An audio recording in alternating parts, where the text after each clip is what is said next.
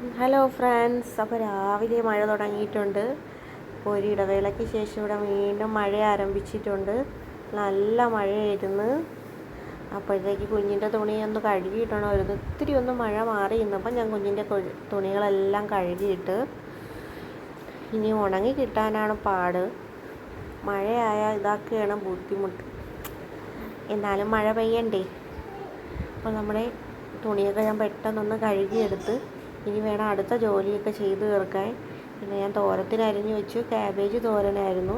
അപ്പോൾ ഓയിലൊക്കെ ഒഴിച്ച് കുറച്ച് ഉഴുന്നൊക്കെ ഇട്ടിട്ട് നമ്മുടെ തോരനും അതിലേക്ക് ഇട്ട് കൊടുത്തു. പിന്നെ കുക്കറിൽ കുറച്ച് അവിയലും കൂടെ വയ്ക്കാമെന്ന് കരുതി. നമ്മുടെ തോരൻ വെന്ത് വന്നപ്പോൾ ഞാൻ അരപ്പൊക്കെ ഇട്ട് കൊടുത്തു.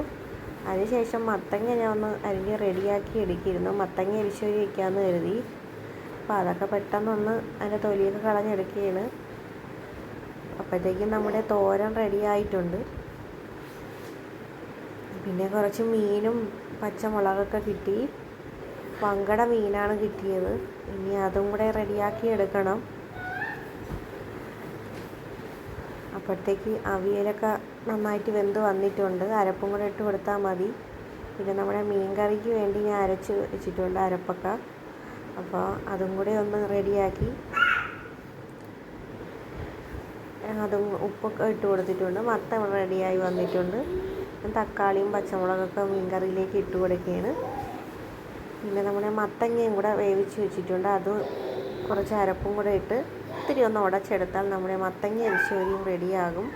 മീനൊന്ന് തിളച്ച് വന്നപ്പോൾ അതിലേക്ക് മീനൊക്കെ ഇട്ട് റെഡിയാക്കിയിട്ടുണ്ട്. പിന്നെ അതിനിടയ്ക്ക് ഞാൻ കുറച്ച് രസവും കൂടെ വയ്ക്കാമെന്ന് കരുതി. പൊടികളൊക്കെ ഇട്ട് നമ്മളിനി പുളിവെള്ളവും കൂടെ ഒഴിച്ചു കൊടുത്താൽ മതി. പിന്നെ കുറച്ച് കായവും കൂടെ ഇട്ട് കൊടുക്കണം. അപ്പോൾ നമ്മുടെ രസവും ഇവിടെ റെഡിയായി വന്നിട്ടുണ്ട്. പിന്നെ മീൻ കറി അടുപ്പിൽ കിടന്ന് തിളക്കിയിരുന്നു. അതും റെഡിയായി വന്ന് പിന്നെ അവിടെയൊക്കെ ഒന്ന് തുടച്ച് വൃത്തിയാക്കി. ഇതൊക്കെയാണ് ഇന്നത്തെ